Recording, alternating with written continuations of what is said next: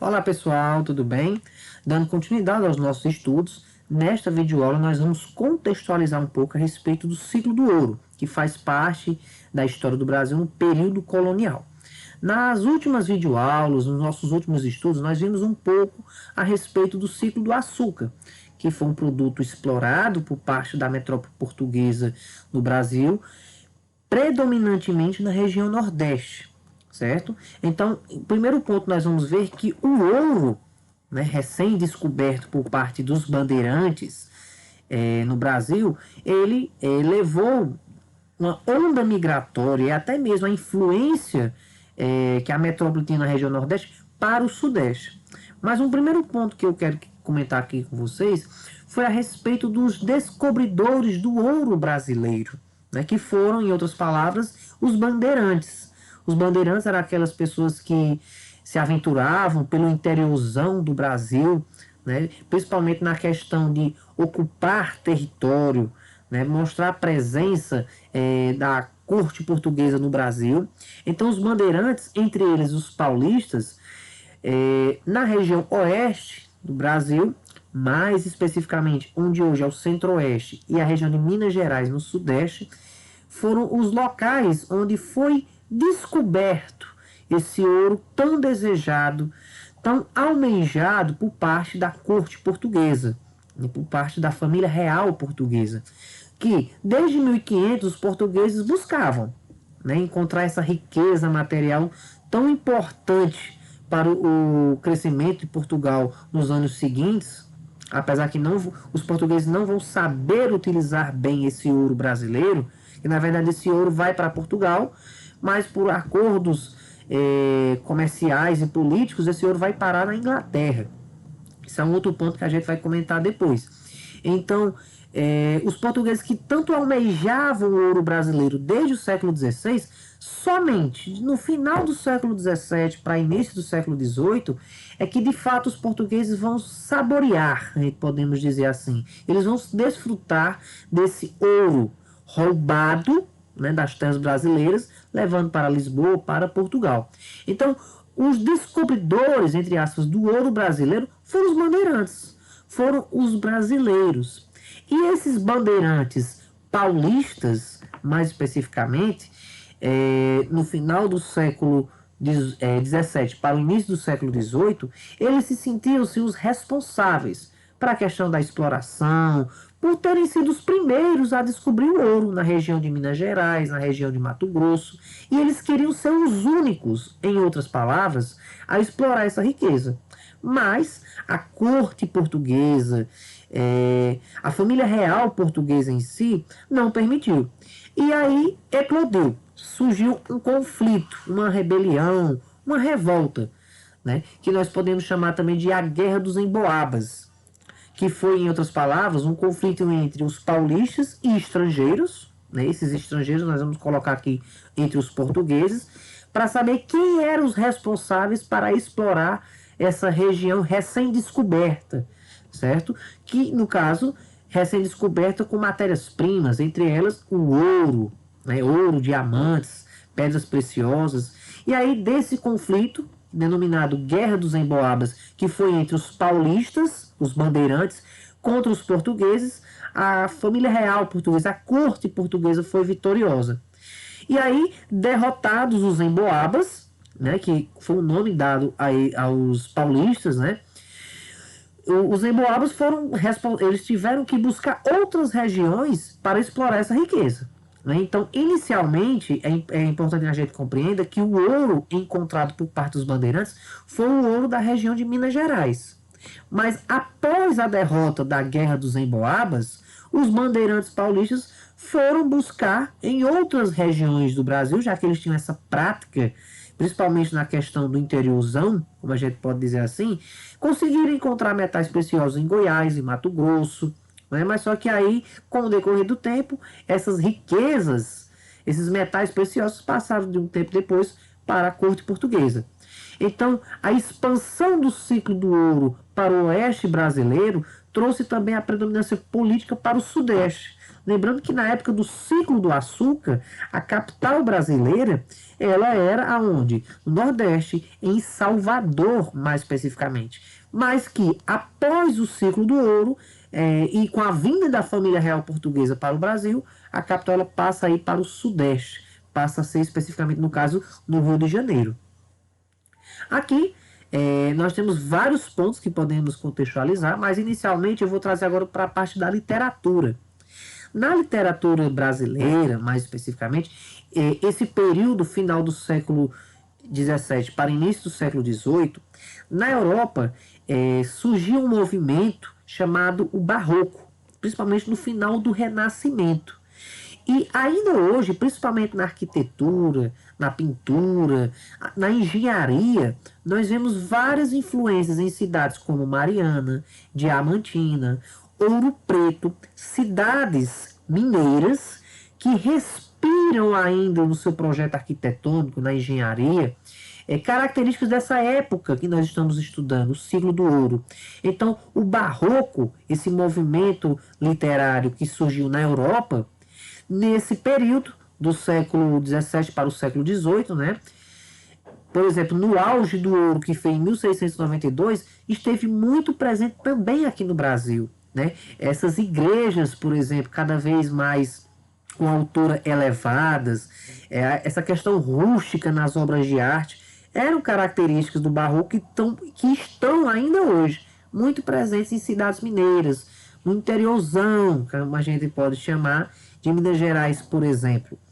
E algumas cidades mineiras, como eu já coloquei aqui, né? Mariana, Ouro Preto, a Diamantina, entre outras cidades, principalmente de Minas Gerais, levaram esses nomes, por exemplo, como o próprio estado, referente a esse período da história que nós estamos estudando. E a respeito do ouro descoberto, entre aspas, pelos emboabas, né, pelos bandeirantes paulistas, o seu auge, que eu já coloquei aqui, foi de 1692 e, podemos dizer, o início do século XVIII, em que o ouro tão buscante, né, por parte da corte portuguesa e pelos bandeirantes paulistas foi recém-descoberto.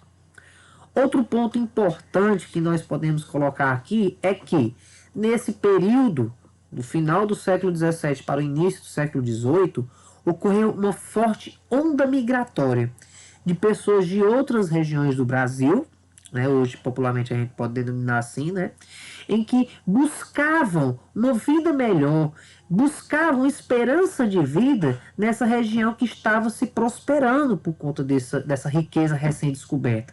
Lembrando que toda essa riqueza ela passava para as mãos da corte portuguesa, né, da família real portuguesa, para a metrópole Portugal. Mas ocorreu essa onda migratória de várias pessoas que viviam no Nordeste, na região Norte, por exemplo, até mesmo ali próximo de Minas Gerais, o Espírito Santo, Rio de Janeiro, São Paulo, Goiás, por exemplo, migrarem para a região das Minas Gerais, para trabalhar, para buscar uma riqueza. Que, por um lado, isso também foi até um motivo de preocupação na questão do controle e a exploração por parte da corte portuguesa com o ouro. Então, por exemplo, nós vamos ver que entre meados do século XVII, mais especificamente de 1640 a 1650, houve uma grande dificuldade econômica, tanto por parte de Portugal, né, que estava aos poucos se adaptando à autonomia política do seu próprio país, como até mesmo na própria colônia, né, no caso no Brasil. Mas, no século XVIII, né, com esse descobrimento por parte dos bandeirantes, principalmente, né, que é sempre bom a gente citar isso, o descobrimento do ouro por parte dos bandeirantes, o século XVIII foi um período em que a economia houve uma grande estabilidade. Foi um período em que Portugal economicamente voltou a sorrir por conta desse ouro, né, descoberto e arrancado das terras brasileiras para Portugal. E aí os portugueses criaram algumas normas, alguns meios para controlar, né, a questão das jazidas de ouro, né, desse exploramento da questão do ouro. E entre essas formas de controlar a questão do ouro, a retirada do ouro em si, foi criado, por exemplo, em 1720, as casas de fundição, que tinham como objetivo, por exemplo, evitar o contrabando. Era muito comum, principalmente por conta da onda migratória de pessoas que vinham de outras regiões para buscar uma vida melhor, para buscar um serviço em Minas Gerais, era muito comum, por exemplo, o contrabando de ouro. Certo? Inúmeros exemplos eu poderia colocar aqui, mas isso fica para um outro momento. Então, as casas de fundição, criadas pela metrópole portuguesa, eram justamente para amenizar o contrabando, né, o roubo do ouro, que para os portugueses era um roubo, né, porque para eles o ouro era de Portugal, certo? Então, tinha que haver todo um controle a respeito daquela exploração. E, além disso, alguns anos depois, né, após o auge do ouro, como eu coloquei aqui no slide, né, que foi de 1733 a 1748, chegou um momento em que o ouro acabou. A extração, a questão da retirada do ouro da região de Minas Gerais, teve uma hora que o ouro acabava, né, e iria acabar, em outras palavras, né, era uma fonte de matéria-prima. E aí, os portugueses colocavam que o ouro estava acabando, né, por conta do contrabando, por conta do roubo que as pessoas faziam do ouro português, certo? E aí, para amenizar, principalmente a questão econômica, em outras palavras, a questão do imposto, foi criado o arroba, que era uma cobrança, era um quinto, como também era denominado, da questão do imposto sobre as famílias. Então, principalmente em Vila Rica, hoje conhecida como Ouro Preto, a metrópole portuguesa cobrava, por exemplo, entre as famílias, um quinto da economia, né, que era cultivado de trabalho daqueles servidores, que em outras palavras seria uma cobrança de imposto, né? E aí, no final, por exemplo, ou no final ou no início de um mês, a gente poderia dizer assim, aconteceria a derrama, que era a cobrança. E muitas vezes as pessoas não tinham aquela quantidade de arroba, que era o que eles chamavam de quinto, para pagar a corte portuguesa. Em outras palavras, é como se o governo pedisse para que as pessoas, em cada final de mês, deixassem uma quantidade financeira, que aquela quantidade financeira seria para cumprir, né, o que foi gasto, por exemplo, do contrabando, né, que foi retirado do ouro em si. Então, essa cobrança do arroba, o quinto, né, que a gente pode dizer que esse quinto seria uma cobrança de imposto, e da cobrança da derrama, que era um movimento justamente de cobrar por parte daqueles que faziam mais aproximação da metrópole portuguesa das famílias carentes, isso desenvolveu, em outras palavras, várias revoltas, né? E aí, entre essas revoltas, nós vamos citar a revolta de Vila Rica, ou também conhecida a revolta de Ouro Preto, né, que nós vamos já já comentar um pouco sobre ela. E aí, as crises que vão levar a questão do ouro no Brasil, entre elas o contrabando, né, que querendo ou não, houve uma forte influência do contrabando do ouro no Brasil, além de toda a extração por parte de Minas, da corte portuguesa, aliás. Outro fator que levou à crise esse período do ouro foi a cobranças de arrobas, como eu já coloquei para vocês, que essas arrobas, chamadas também de quinto, era uma cobrança de imposto, trazendo para os dias atuais, né? E a derrama, que seria a cobrança, que acontecia muitas vezes de forma violenta. Então, aquelas pessoas que representavam, por exemplo, a corte portuguesa no Brasil, invadiam as casas.